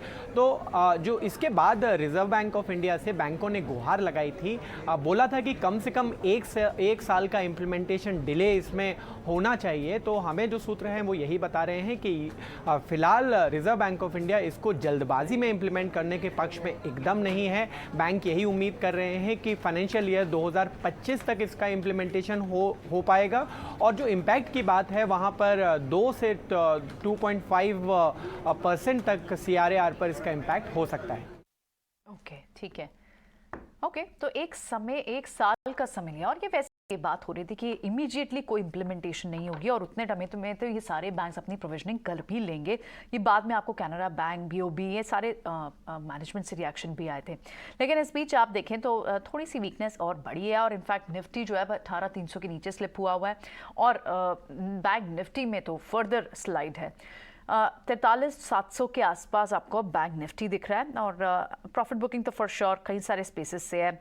इनफैक्ट अब ऑटो जो कहीं ना कहीं पॉजिटिव हुए थे, स्ट्रेंथ आई थी, वहाँ से भी आपको वीकनेस दिख रही है। मेटल पैक गेनर था जो अब तक पिछले 2 दिन में 3 दिन में, वहाँ से भी थोड़ी सी वीकनेस बढ़ती हुई दिखाई दे रही है। हिंडाल्को हो, JSW स्टील हो, यहाँ पर वीकनेस है। बजाज ट्विंस जो आपको तेज दिख रहे थे, वहाँ पर एक वीकनेस देखने को मिल रही है। थोड़ा सा नर्वस बाजार है before going into the monthly expiry also. लेकिन ऐसे समय पर कहाँ और मौके होने चाहिए? DV स्लैब को अगर हम एक बार इसकी बात करें कुणाल, क्योंकि काफ़ी समय के बाद इनफैक्ट पिछले कई सारे क्वार्टर से नंबर्स के आसपास काफ़ी प्रेशर में रहता है। स्टॉक ने अच्छा खासा डाउनसाइड मूव देख लिया है। 3400 इसका एक रेजिस्टेंस है, लेकिन उसके पास एक बार टच ज़रूर हुआ, लेकिन फिर वहाँ से स्लाइड हो गया। क्या इस स्टॉक में जितने अभी नीचे के गैप शॉर्ट सेलिंग हुई थी, जो प्रेशर था स्टॉक में, वो कवर अप हो गया था पिछले 3 दिन की मूव में? कैसे देख रहे हैं आप मूव को? मूव की बात करें तो फिलहाल जो मोमेंटम दिख रही है प्रियंका जी, वो ऊपर की तरफ ही दिख रही है। लगातार पिछले 2 दिनों से एक ऊपर की मोमेंटम दिख रही थी, यानी कि जो भी शॉर्ट क्रिएट हुए थे सारे के सारे शॉर्ट में अभी फिलहाल एक शॉर्ट कवरिंग देखने को मिल रही है। नाउ इस लेवल पे अगर मैं चार्ट की बात करूं प्रियंका जी, तो आप समझे कि 3,415 पे एक रेजिस्टेंस आ रहा है ना। ये सेम हाई कल के दिन में बनाया था ना। ये जो रेजिस्टेंस है वो रेजिस्टेंस ये है कि पिछले जितने भी टॉप बनाए उस टॉप को अगर मैं कनेक्ट करता हूं तो जो ट्रेंड लाइन बन रही है डाउनवर्ड फॉलिंग ट्रेंड लाइन, उसका ही रेजिस्टेंस कल के दिन में स्टॉक ने फेस किया था। सो मेरा ये मानना है कि अगर 3,415 के ऊपर अगर स्टॉक सस्टेन होता है तो एक फ्रेश लॉन्ग बिल्टअप की पोजीशन स्टॉक में बनेगी, एक नई मोमेंटम आएगी, एक नई लॉन्ग बिल्टअप की पोजीशन के बेस पे स्टॉक तकरीबन हमें ऊपर में 3,640 तक की एक अपसाइड की मोमेंटम दिखा सकती है। तो जो व्यू बन रहा है वो पॉजिटिव साइड का है, बस थोड़ा सा वेटिंग वॉच करना है। जैसे ही 3,415 के ऊपर स्टॉक जाता है, अच्छी खासी मोमेंटम हमें स्टॉक दिखा सकता है, और उस लेवल पे हम जो एसएल मेंटेन करेंगे वो 3,330 का। तो 3,330 की एसएल के साथ 3,415 के ऊपर ही हम पोजीशन बना के चलेंगे। उसके बाद 3,640, और अगर ये भी ब्रेक होता है तो ऊपर में 1 वे 3,900 तक के भी लेवल हमें काउंटर दिखाने में सक्षम है। तो व्यू फिलहाल इस काउंटर में हमें पॉजिटिव साइड का ही रख के चलना है। ठीक है, इस बीच मैं वापस से उसी शेयर्स पे जाऊंगा जिसके बारे में हम चर्चा भी कर रहे थे। प्रियंका ने भी आपको नोटिस करवाया कि FY20 की गाइडेंस वो नहीं देंगे, वो है कमिंस इंडिया। शेयर का ये क्रैक है ना, ये विजिबल है और ये नोटिस होगा कल भी, आप देखना। ये इस वजह से हो रहा है। FY24 की गाइडेंस तो है ही अपने आप में इम्पोर्टेंस कि आप नहीं दे रहे आप अनसर्टेनिटी के, और ये अनसर्टेनिटी एमिशन नॉर्म्स की वजह से भी बता रहे हैं, और इनका खुद से मामला है, ये खुद से उन्होंने बोला है कमेंट्री में कि उनको चैलेंजेस देखने को मिलेंगे सप्लाई में। उनको ऐसा लगता है कि डिमांड में भी चैलेंजेस आ सकते हैं। तो ये जब कमेंट्री आप नहीं दोगे और ऊपर से आप ये कह रहे हो कि चैलेंजेस भी होंगे, तो आप अच्छे नंबर पे भी इस तरह का रिएक्शन देंगे। आपने अच्छे नंबर्स दिए, आपको मार्केट ने कुछ नहीं कहा, आपको थोड़ा बहुत ऊपर किया। आप बेकार कमेंट्री दोगे तो मार्केट पनिशमेंट देगा, और ये 4% की पनिशमेंट देगा। अगर आप आज दोनों शेयर्स को अलग अलग रखो, एक बार जरा डिक्सन टेक्नोलॉजी को दिखाओ स्क्रीन पर, एक बार जरा कमिंस इंडिया, इन दोनों का आपस में कोई लेना देना नहीं है, लेकिन एक की नंबर अच्छे और आगे की सिचुएशन ठीक दिख रही है, इसलिए वो शेयर डेज हाई पे है इन स्पाइट ऑफ दिस कि बाजार हम डेज लो पे हैं। और कमिंस इंडिया के अच्छे नंबर आए हैं बट कमेंट्री खराब आई है और एक कल भी रिएक्ट कर सकता है। इसलिए मेरे को कुणाल जी आपसे पता करना है कमिंस इंडिया का कोई सपोर्ट ब्रेक हुआ है आज, एक तो वो आप चेक कर लो, अगर नहीं ब्रेक हुआ तो नियर बाय का कुछ सपोर्ट बताओ इसका फिर। वेल डिम्पी जी, जिस हिसाब से फिलहाल स्टॉक गिर रहा है, ओके, 4-4.5% डाउनसाइड की मोमेंटम हमें स्टॉक में देखने को मिल रही है। और आज के दिन और कल के दिन में जो रेजिस्टेंस फेस किया है वो वही रेजिस्टेंस फेस किया है जो स्टॉक ने प्रीवियस स्टॉक बनाया था 1706-1707 के अराउंड। सो लाइकली चांसेस है कि जिस हिसाब से स्टॉक गिर रहा है ये स्टॉक में फर्दर गिरावट कंटिन्यू हो सकती है up to the level of 1540। 1540 तक की और गिरावट हमें स्टॉक में देखने को मिल सकती है। तो जो व्यू बन रहा है वो डाउन साइड का ही है, फर्दर गिरावट में 1540 तक के लेवल ये स्टॉक हमें दिखा सकता है। 1540 तक भी जा सकता है शेयर, ध्यान रखा जाए। कल हमारे साथ ना आदित्य, उनसे हमने 2 क्वेश्चन पूछे थे, एक डेल्टा कॉप प्लस करें और हिंदुस्तान एरोनॉटिकल्स शॉर्ट करें। उन्होंने कहा आप दोनों कर सकते हो, डेल्टा कॉप को प्लस करो, हिंदुस्तान एरोनॉटिकल्स को शॉर्ट करो। मेरी लिस्ट में आज डेल्टा कॉप तो हट गया, लेकिन हिंदुस्तान एरोनॉटिकल्स आज भी मेरे को कमज़ोर लग रहा है और वो बाकायदा इस समय भी जो मेरे पास F&O की शीट है उसके अंदर वो वीक स्ट्रक्चर के तौर पर खड़ा हुआ दिख रहा है। एक बार सुदीप आप चेक करोगे हिंदुस्तान एरोनॉटिकल्स, ये शेयर क्या आज और टूटेगा? एक बार डेल्टा और HUL दोनों दिखाना आप, लेकिन सर HUL पे ही बताना, हिंदुस्तान एरोनॉटिकल्स पे बताना सुदीप। डिम्पी जी, बिल्कुल मुझे लग रहा है थोड़ा वीकनेस बढ़ता हुआ नजर आ रहा है HUL में। और स्टॉक ने अपने पिछले 3 दिन का जो लो था, जो ट्रिपल बॉटम था, जो लेवल पे 3048 3045 का लेवल था, स्टॉक ने आज उसके नीचे तोड़ के सस्टेन किया है। मतलब ऑलमोस्ट आधे दिन पौने दिन से ज्यादा स्टॉक इसी के नीचे सस्टेन किया है। तो जो VWAP होता है, वॉल्यूम वेटेड एवरेज प्राइस, ये उसी के नीचे अभी ट्रेड कर रही है। तो मुझे लग रहा है यहाँ पे एक थोड़ी शॉर्ट टर्म वीकनेस आ सकती है और 3040 के रेजिस्टेंस के चलते यहाँ पे नीचे 2950 2940 का लेवल हम देख पाएंगे और वहां पे ही एक सपोर्ट आ सकता है 2940 के करीब। तो इमीडिएट आज और कल मुझे लग रहा है ओपनिंग में भी ये थोड़ा नेगेटिव रह सकता है।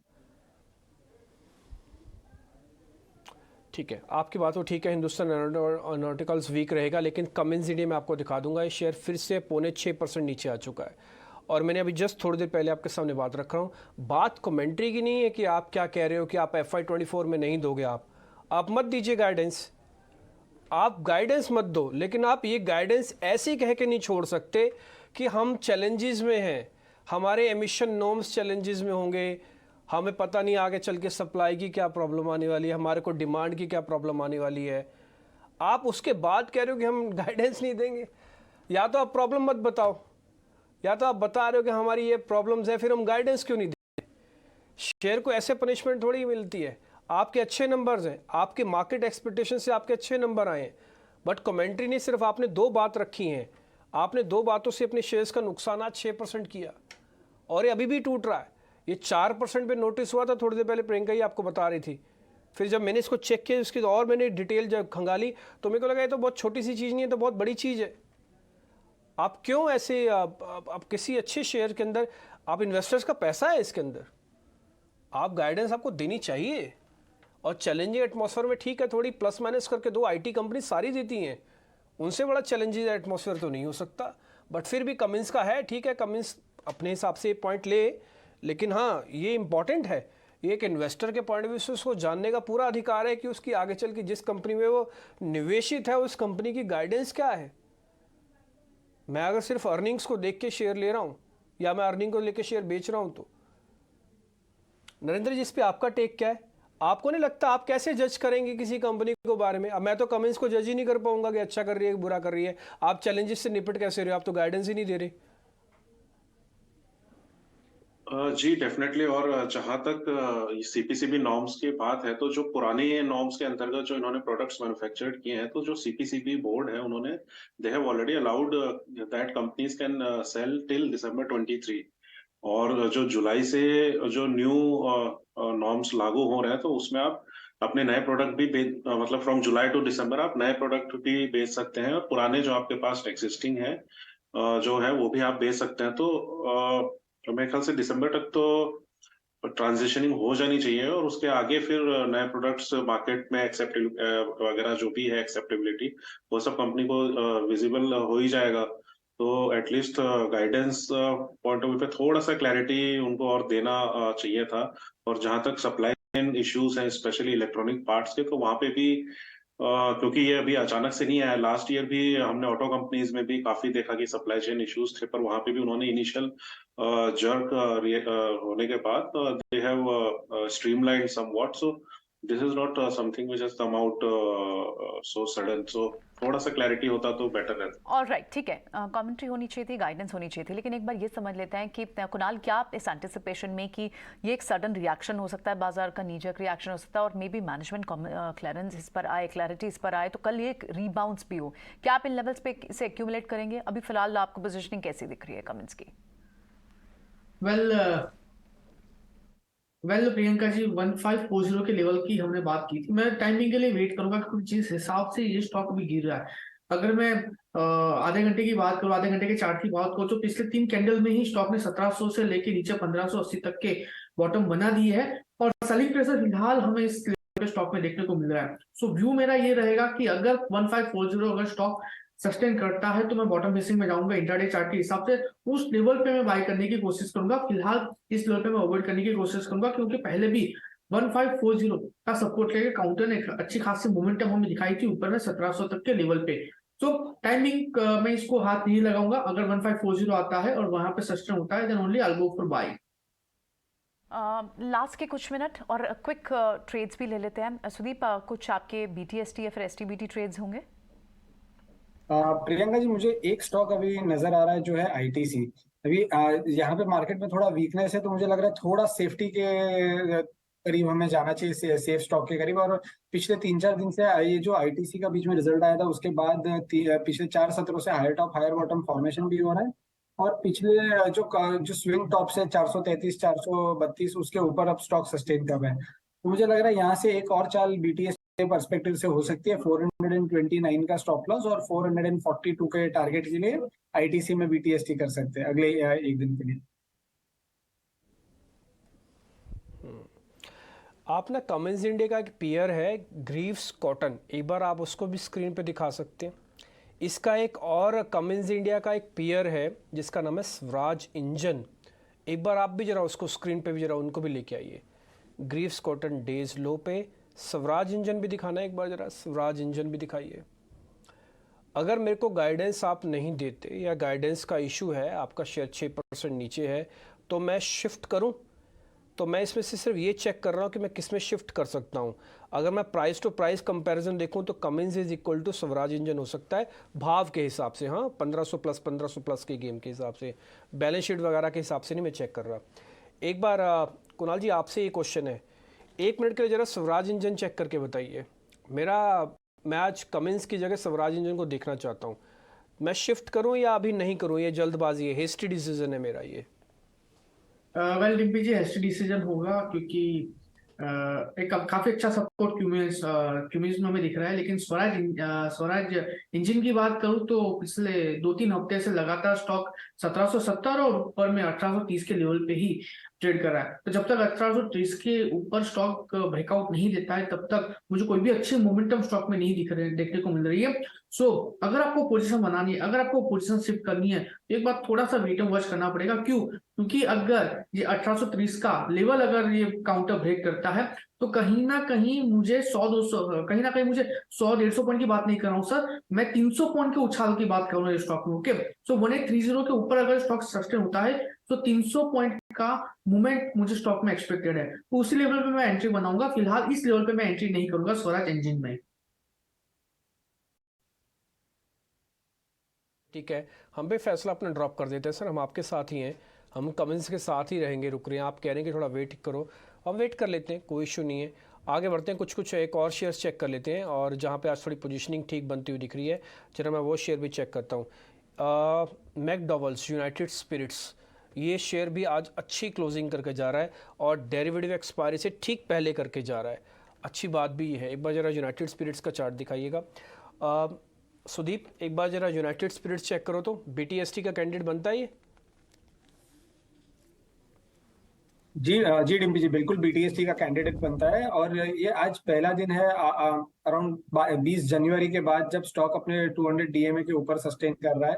प्लस अगर हम देखें पिछले 4-5 दिनों में अराउंड 11 से लेकर 17 मई के बीच में कंसोलिडेशन हुआ था, उसके बाद ये ब्रेकआउट हुआ है और अब ये ब्रेकआउट ऊपर एक्सपैंड हो रहा है। तो मुझे लग रहा है कि यहाँ पे अच्छा मोमेंटम बना हुआ है। स्टॉक ने अपना जो 25 जनवरी का एक गैप डाउन ओपन था, वो गैप भी फिल कर दिया है। मुझे लग रहा है यहाँ से एक अच्छा मोमेंटम बन सकता है, लॉन्ग साइड पे बिल्डअप भी हो रहा है। तो 824 के स्टॉप लॉस से 850 के टारगेट के लिए हम इसमें BTST जरूर करके जा सकते हैं। ठीक है, BTST पे आपने लगा दी मोहर, हमने भी सर लगा दिया ठप्पा, और यूनाइटेड स्पिरिट्स अब BTST का कैंडिडेट है। 3-3.5 मिनट रह गए हैं, मैं ज़रा समय नहीं लूँगा। कुणाल, एक बार आप अपने BTST का कोई सौदा है तो बता दो। एक शेयर होगा तो काम चल जाएगा, ज़रूरी नहीं है कि 2 ही देने हैं आपको, एक से भी काम चल जाएगा। वेल आज के दिन में एक स्टॉक है जिसमें सुदीप और कुणाल। वेल सर, आज के दिन में एक स्टॉक है जिसमें अच्छी खासी मोमेंटम हमें देखने को मिली है एंड मुझे लग रहा है कि ये जो मोमेंटम है कल के दिन में भी कंटिन्यू हो सकती है। दीपक नाइट्रेट करके नाम है। आज सिंगल शॉट पे स्टॉक ने 1900 से ऊपर में 2100 तक के एक अच्छी खासी जर्नी दिखाई है। मैं बोलूंगा कि इसी लेवल पे इसी स्टॉक को बाय करके चलने की सलाह है। 2133 के अराउंड ये स्टॉक अभी ट्रेड कर रहा है। 2133 रीजन लेवल पे ही खरीदारी करके चलने की सलाह है। अगर हेलो यस, अगर मैं एसएल की बात करता हूं तो एसएल नीचे में मेरा आएगा 2100 का एसएल आएगा, यानी कि 1.5% का एसएल बन रहा है। टारगेट की बात करता हूं सर तो 2200 का पहला टारगेट जो दीपक नाइट्रेट कल के दिन में दिखा सकता है, और 2200 जैसे क्रॉस होता है ऊपर में 2235 तक के भी टारगेट हमें दीपक नाइट्रेट में देखने को मिल सकते हैं। तो फिलहाल दीपक नाइट्रेट में ही खरीदारी करके चलने की सलाह है। दीपक नाइट्रेट में आप BTST करना चाहेंगे, अच्छे खासे लेवल्स, लेकिन उसके बाद भी इसमें तेज़ी, कैपेक्स के अनाउंसमेंट। लेकिन आज और दूसरी बातें, कहाँ इंपॉर्टेंट अपडेट्स रहे दिन भर की, आज मूवमेंट कैसे रही। निफ्टी भले ही आप डेज लो पर देख रहे हैं इस वक्त ट्रेड करते हुए, लगभग अपने हायर लेवल से लगभग 120 पॉइंट्स नीचे आप निफ्टी को देख रहे हैं, और 18300 के नीचे स्लिप हुआ है, और साथ ही बंद होने की भी, क्लोज होने की भी तैयारी 18300 के नीचे के लेवल्स की ही कर रहा है। आज आपको क्लियरली प्रॉफिट बुकिंग कौन कौन से स्पेसेस में देखनी, अडानी स्टॉक्स में आज आपको प्रॉफिट बुकिंग दिखी, अडानी एंटरप्राइज हो, पोर्ट्स हो। एट द सेम टाइम थोड़ी से जो ऑटो स्टॉक्स की स्ट्रेंथ आपको पिछले 2 दिन से दिख रही थी, वहाँ पर आज गेन्स इरोड हुए। टाटा मोटर्स, ICICI बैंक, ये इनफैक्ट टॉप लूजर्स हैं आपके। HDFC ट्विंस में HDFC और HDFC बैंक, वहाँ पर आपकी स्ट्रेंथ लूज आउट हुई, और डिवीज लैब हालांकि आप फ्लैट टू पॉजिटिव काम करते हुए देख रहे हैं। लेकिन बढ़त कहाँ थी आपको, बाजार कहीं ना कहीं थोड़ा सा फार्मा स्पेस की तरफ टिल्टेड दिख रहा है। आप बड़े काउंटर्स जो टॉप गेनर्स हैं इस वक्त देखें तो उसमें डॉक्टर रेड्डीज, सन फार्मा, इनमें मूव है, और इनफैक्ट पहले 5 काउंटर्स में आपको एटलीस्ट 2 तो काउंटर्स फार्मा स्पेस के ही दिख जाएंगे। इसके अलावा पावर ग्रिड टॉप गेनर है, मारुति में स्ट्रेंथ अच्छी है, ऑटो पैक में इनफैक्ट हम सुबह भी स्टॉक को डिस्कस कर रहे थे कि इसमें एक स्ट्रेंथ दिख भी रही है, और इस पर ध्यान रखना चाहिए। मारुति सुजुकी इस वक्त डेज हाई पे क्लोज होता हुआ। कंजम्पशन स्टॉक्स में कुछ स्टॉक्स आपके टाइटन जिससे वापस आए हैं, एनर्जी पैक में ONGC में आपको जाते आते मूव है, और ITC भी 1% की तेजी के साथ है। आज के दिन भर में आप इनफैक्ट पिछले 2-3 दिन से देखें तो स्मॉल कैप, मिड कैप में काफ़ी एक्शन है। कल स्मॉल कैप इंटरडे हाई पे था 5 मंथ्स के, आज मिड कैप ने अपना all time high, mid cap index ने अपना ऑल टाइम हाई लगाया, और इनफैक्ट कई सारे जो टॉप गेनर्स हैं उसमें डिक्सन टेक नंबर्स के बाद बहुत ही स्ट्रॉन्ग कमेंट्स आए, वहाँ पे वो बड़ा गेनर रहा। बायोकॉन आपका दूसरा बड़ा मिड कैप गेनर रहा। लिंडे इंडिया, अभी तो फिलहाल आप देखें जितने भी केमिकल फ्यूम्स और ये सब बनाने वाली कंपनियां, उनमें अच्छी मूव है। दीपक नाइट्रेट अगर तेज है तो आप स्पेशलिटी केमिकल, दूसरे केमिकल स्टॉक्स को भी देखें। Linde India for that matter, वो भी केमिकल बनाती है। इन सब कंपनियों में अच्छी मूव है, और टॉप मिड कैप 150 इंडेक्स में अगर गेनर्स देखें तो उसमें आपको ये नाम भी दिख रहे हैं। पावर स्पेस में भी, चाहे प्राइवेट स्पेस हो या PSU मूव है। पावर ग्रिड जैसे काउंटर्स में गेनर है, तो मिड कैप में आपको अडानी पावर जैसे स्टॉक्स दिखाई दे रहे हैं। इनफैक्ट दूसरे कुछ और स्टॉक्स भी देखें, स्मॉल कैप स्पेस में भी बात करें तो वहाँ पर भी जो और जिन्होंने आज दिन भर में इंट्राडे हाई लगाया, उसमें से कई स्टॉक्स एलगी जैसे स्टॉक्स हैं जिनमें मूव लगातार कई दिनों से बनी हुई है। कुछ अगर आप ऑटो एंसिलरी की बात करें तो आज सुंदरम फास्टनर करके उन स्टॉक्स में अच्छी मूव है। ऑटो में ही टीवीएस मोटर में आज इंट्राडे हाई लगा और इनफैक्ट वो अपने 52 वीक हाई के पास भी ट्रेड कर रहा है। तो एक्शन आज आपको फिर से मिड कैप स्मॉल कैप में ज़्यादा देखने को मिला। स्पेसेस जिन्होंने कंट्रीब्यूट किया, क्योंकि फर्स्ट हाफ में कहीं ना कहीं जो एक रीबाउंस था वो आईटी लेड था, लेकिन उसके बाद वहाँ से बहुत बड़ी स्ट्रेंथ कन्वर्ट नहीं हुई। But at the same time specific stocks में स्पेसिफिक सेक्टर्स में काफ़ी ज़्यादा स्ट्रेंथ देखने को मिली। मिड कैप के कुछ और दूसरे काउंटर्स की बात करें तो पावर स्पेस के टोरेंट पावर जैसे काउंटर्स में ये जो थीम जो चल रही है, कल हमने देखा कि जितने भी स्पेस से जुड़े हुए बजाज इलेक्ट्रिकल्स नंबर्स के बाद और वहाँ एक फंड बाइंग की बात है, वहाँ मूव थी। आज आपको क्रॉम्पटन ग्रीव्स पे तो खैर एक बड़ी रिपोर्ट भी आई थी जिसके चलते आज यहाँ पर मूव है। वरुण बेवरेजेस में एक न्यूज़ थी, इन्होंने अपनी साउथ अफ्रीका में एक नई सब्सिडरी को शुरू करना है, उसके चलते बाजार उनका कितना मार्केट शेयर हो सकता है उसकी एंटिसिपेशन में आज वरुण बेवरेजेस को भी लगभग 3% का प्रीमियम दे रहा है। जाते जाते अब जो हम क्लोजिंग में देख रहे हैं मिड कैप में कमिंस इंडिया, वहाँ पर एक बड़ा डेंट पड़ा क्योंकि नंबर्स के बाद मैनेजमेंट का ये कहना कि चैलेंजेस को देखते हुए कमेंट्री नहीं देंगे, थोड़े से उनके लिए सेमीकंडक्टर के भी इशूज़ हैं और दूसरे चैलेंजेस है जिसके चलते वो कमेंट्री गाइडेंस नहीं देंगे। और हमेशा कमिंस ऐसा स्टॉक है, कैपिटल गुड्स की ये कंपनी ऐसी है जो हमेशा बुलिश कमेंट्री देती आई हैं, तो बाजार ने इस पर एक रिएक्शन दिया। नी जर्क रिएक्शन है या फर्दर प्रेशर क्रिएट होगा ये देखना होगा, लेकिन आज तो 5.5% नीचे बंद हुआ है। बालाकृष्णा जैसे स्टॉक यहाँ पर एक अच्छी मूव दिख रही थी, पूरा टायर स्पेस, चाहे आप अपोलो टाइप की बात करें, बालाकृष्णा की बात करें, यहाँ मूव थी लेकिन अब गेंस इरोड हुए हैं। मदरसन जैसे दूसरे जो और स्पेस इसी स्पेस के दूसरे स्टॉक्स हैं उसमें भी आप देख रहे हैं कि गेंस इरोड होते हैं। मेटल पैक में जहाँ तेज़ी दिख रही थी, मेटल पैक के भी गेंस इनफैक्ट इरोड हुए हैं और वहाँ पर भी आप दबाव देख रहे हैं। लेकिन बाजार थोड़ा सा टिल्टेड ज़रूर दिख रहा है, डिफेंसिव। आप फार्मा में देखें, चाहे आप FMCG में मेरिको जैसे स्टॉक्स को देखें, वहाँ पर आपको थोड़ी सी मूव दिख रही है। मिड कैप में आपको लॉरस लैब जैसे काउंटर्स में भी एक बड़ी मूव दिख रही है, लगभग 7% की मूव वहाँ है। और chemical speciality chemical, in fact Himadri speciality, इसको तो हम डिस्कस करना भूल गए, बड़ी तेज़ी इसमें आज स्टॉक में भी देखने को मिली है। लगभग 8-9% की मूव आपको हिमाद्री HSCL इस स्टॉक को भी अगर देखें तो वहाँ देखने को मिली है। देखना होगा आज बुधवार, आज ग्लोबल मार्केट से कैसे सिनेरियो मिलते हैं, क्योंकि आज है फेड के लास्ट जो फेड की बैठक हुई थी उसकी मिनट्स ऑफ द मीटिंग आने हैं। उन मिनट्स ऑफ द मीटिंग से पता चलता है कि सेंट्रल बैंक एक्चुअली सोच क्या रहे हैं। जनरली एक्शन ही सामने आता है, मिनट्स से पता चलता है कि और डिटेल्स और बारीकियां मीटिंग में निकल कर आती हैं। वॉच करना होगा कि ग्लोबली कैसे सिनेरियो कल हमारे लिए बनता है। कल मंथली एक्सपायरी भी है, बाजार में वॉलेटिलिटी रह सकती है, लेकिन आज हमारी ट्रेडिंग स्ट्रैटेजी बनाने में कुणाल, नरेंद्र और सुदीप, आप तीनों का ही बहुत बहुत शुक्रिया, आपने समय दिया। इसी के साथ मुझे दीजिए इजाज़त, कल सुबह फिर होती है ओपनिंग में आपसे मुलाकात। नमस्कार।